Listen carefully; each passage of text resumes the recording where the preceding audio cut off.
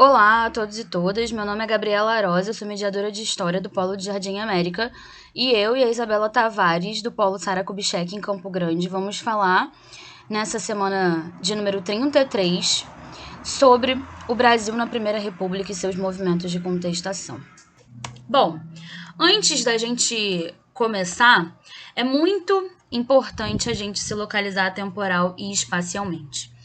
Nós temos o início desse período republicano no ano de 1889, com a proclamação da República. E este período vai terminar em 1930, com o movimento de 1930, que dá início à Era Vargas.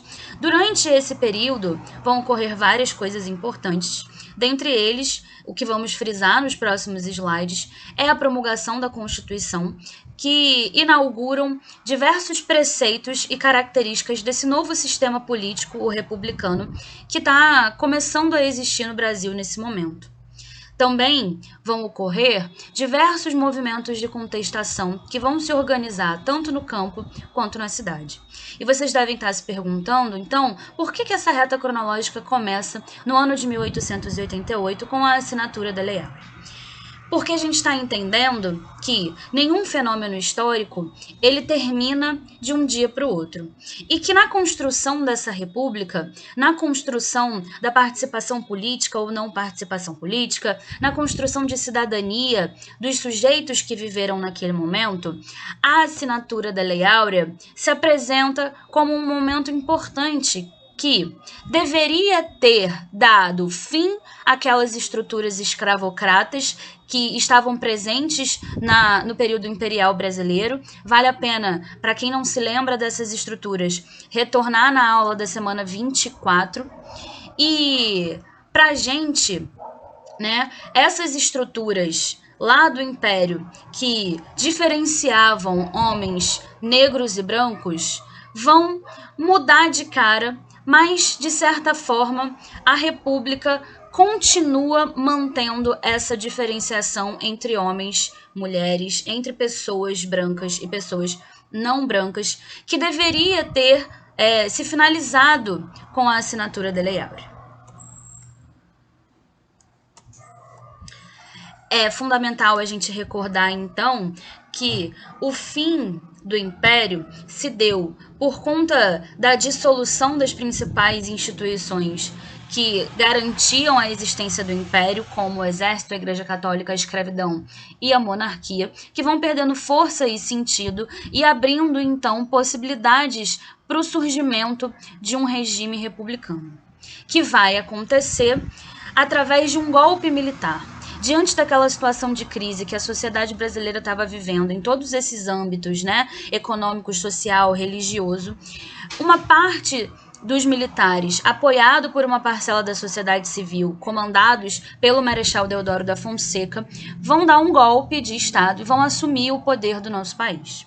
Assim, a gente tem a construção do novo sistema político brasileiro girando em torno do que esse Marechal Deodoro da Fonseca e os grupos de civis que estavam apoiando defendiam enquanto modelo republicano. E aí a gente está falando da questão federalista. O que é essa questão política que vinha se arrastando, né, como uma divergência entre as principais parcelas da elite que tinham influência no poder político, é o seguinte.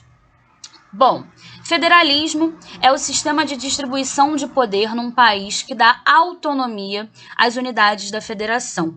Ou seja, instauraríamos uma república centralizadora ou uma república federalista.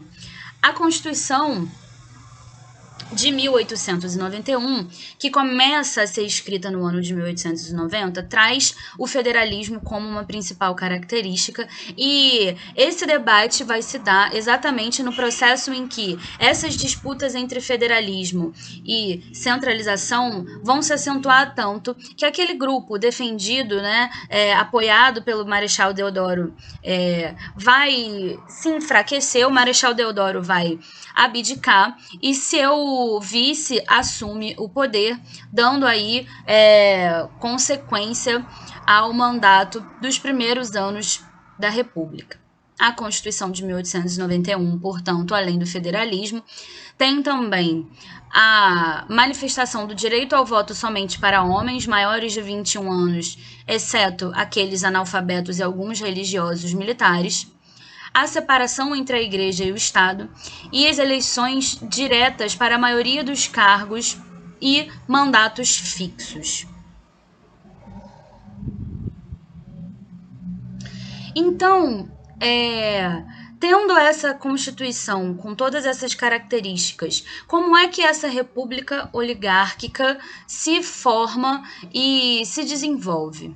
Antes de tudo, né, oligarquia significa controle do poder e dos negócios públicos por poucas pessoas. Pode significar também governo de um grupo cujos integrantes tenham interesses em comum. Logo de cara, a gente já se depara com uma contradição que é, bom, se a república não deveria ser um governo do povo, onde o povo teria, através de um processo eleitoral, os seus anseios e as suas demandas sendo atendidas, como é que a gente pode ter uma república que é governada por um pequeno grupo de pessoas com interesses em comum? E quem, né, principalmente, seriam essas pessoas, esse pequeno grupo de pessoas que comandava e decidiam as políticas nacionais? Estou falando de grandes latifundiários ligados à produção agroexportadora e voltada para o mercado interno, que nesse período tinham o controle sobre as eleições e que decidiam, portanto, as principais políticas públicas do país, tinham controle sobre o poder nacional. E como que esse controle se dava? De que maneira, se um regime republicano, ele, teoricamente, né, funciona num sistema eleitoral onde a gente elege aqueles que representam, como é que esse pequeno grupo conseguia sempre se manter no poder? Através de um acordo que foi estabelecido entre as esferas nacionais e estaduais, que ficou conhecido na história por política dos governadores. Como é que funcionava esse esquema? O presidente da República garantia aos governadores dos estados, chefes das províncias, um repasse financeiro, né, dinheiro, para que esses governadores de estados conseguissem garantir com que deputados e senadores que ocupavam a Câmara fossem eleitos, fossem de apoio, né, aos interesses do presidente da República. Em troca, né, os governadores recebiam esse apoio político e dinheiro do presidente da República. Mas, bom, como é que os governadores dos estados vão garantir que os eleitores comuns, aqueles lá, homens maiores de 21 anos, não analfabetos, nem mendigos, conseguissem eleger os deputados e senadores que o presidente da República queria? Através dessa figura, que também vai exercer um poder e um papel importante na construção dessa república, que são os coronéis. Bom, esses coronéis, eles eram homens, grandes fazendeiros, que tinham um poder local e que estavam espalhados por todo o país, que utilizavam da força como uma forma de coerção. Bom, o governador chegava para esses coronéis, cada um nas suas localidades, oferecia a esses coronéis vantagens e dizia, se você conseguir fazer com que a população que vive sob sua influência, grande maioria pessoas que dependiam, né, ou eram funcionários desses coronéis, ou estavam sob a influência desse coronel de alguma forma, se você conseguir com que essas pessoas votem nos nossos candidatos, a gente te dá algumas vantagens. E esse coronel, em alguns momentos, fazia disso através do uso da força, em outros momentos, através das trocas de favores, o que fazia com que esses coronéis fossem vistos como grandes benfeitores. Bom, nós temos, então, essa lógica do coronelismo, junto à política dos governadores, como principal forma de manutenção dessas estruturas que geravam aquela diferenciação do Império e que passam a manter essa diferenciação no período republicano.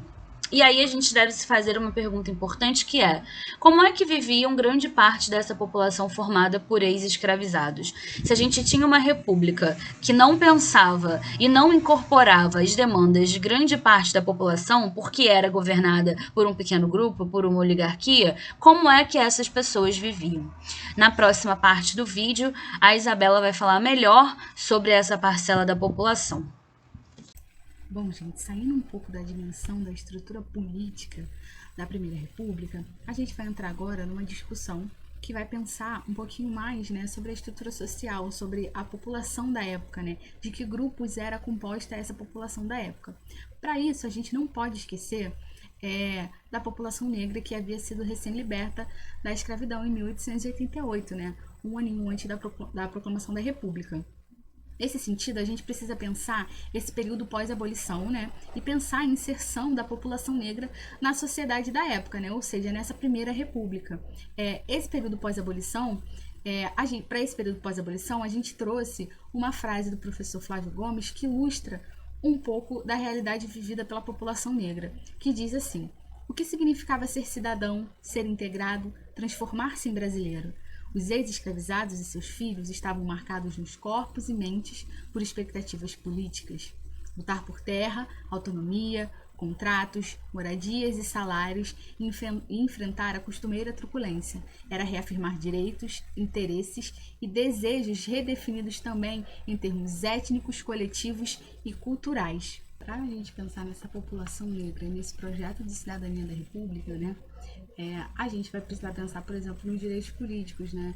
E aí vocês viram anteriormente que o voto, né, um direito político, era dado a homens maiores de 21 anos que não fossem analfabetos. E aí cabe a gente pensar quem eram esses analfabetos, né? E se a gente ligar isso ao fato de que a gente tem uma população egressa da escravidão, né, uma população que já foi escravizada, que não tinha que não tinha acesso a direitos básicos como saúde e educação, a gente vai ter resposta de quem são esses analfabetos, né? Junto a isso, a gente tem um projeto, né, de embranquecimento da população brasileira que está vigorando desde meados do século XIX, né, com o impulsionamento da imigração, né, com esse intuito do embranquecimento da população, que vai afetar a inserção desses ex-escravizados, né, dessa população negra no mercado de trabalho, né? Isso por quê? Porque com a inserção desse elemento branco na sociedade brasileira, ocupando esses postos de trabalho, indivíduos negros, né, pessoas negras vão ser sistematicamente impedidas, né, e preteridas, né, ou seja, deixadas de lado na escolha de quem iria ocupar quais postos de trabalho. Então, com isso, a gente vai ter a população negra exercendo ofícios, trabalhos mais marginalizados, né? Mas se a gente tem essa lacuna deixada pelo Estado, ou melhor, esse projeto de exclusão, né, do Estado, a gente precisa pensar também que a gente tem uma resistência, né? Então, a gente vai ter essas associações negras e esses clubes recreativos negros, que são espaços de sociabilidade, né? Espaços onde as pessoas negras podiam compartilhar suas experiências, podiam pensar, espaços de formação também política, né? Enquanto um espaço que reunia pessoas negras. E a gente também tem essa imprensa negra que está funcionando desde pelo menos as ideias, desde pelo menos quando as ideias da abolição começaram a circular na sociedade brasileira, né? Então, esses três pilares, as associações, os clubes e a imprensa, vão contribuir, né, para a formação de uma identidade positivada dessa negritude, né? Então, a gente vai ter essa forma de resistência. E aí, se a gente falou que grande parte da população brasileira, né, negros, homens pobres, sertanejos, foram excluídos desse direito ao voto, ou seja, desse direito político, a gente precisa compreender também que existem outras facetas dessa cidadania, né, que compreende o direito social, por exemplo, e o direito civil, né? Direito social seria, por exemplo, o direito à moradia, o direito à saúde, o direito ao trabalho. Os direitos civis estariam mais no campo da individualidade, né? O direito à vida, à liberdade de vir, o direito à propriedade.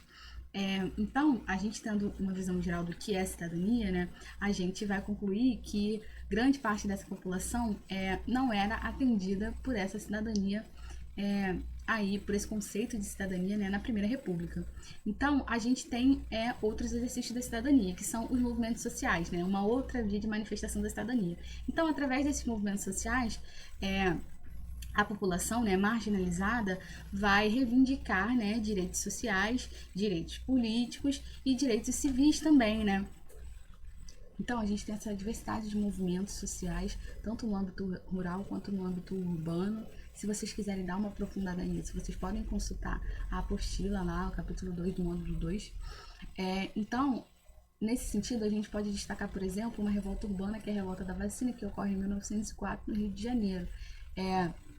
Essa revolta tem um contexto, né, social muito maior do que só a obrigatoriedade da vacina, né, porque estava inserida num contexto de remodernização da cidade do Rio de Janeiro, promovida pelo prefeito Pereira Passos, né, que tinha esse intuito de fazer com que a cidade do Rio parecesse um pouco Paris. Então, o que a gente vai ter é esse afastamento das populações pobres do centro da cidade, né? Então, a revolta da vacina ocorre no meio de uma insatisfação popular muito grande, né? Não só com a obrigatoriedade da vacina, mas com todo o projeto de exclusão ali da cidade. Junto a isso, a gente tem um movimento operário acontecendo nas grandes cidades do Brasil, né? Rio de Janeiro, São Paulo, Pernambuco, Porto Alegre, Bahia.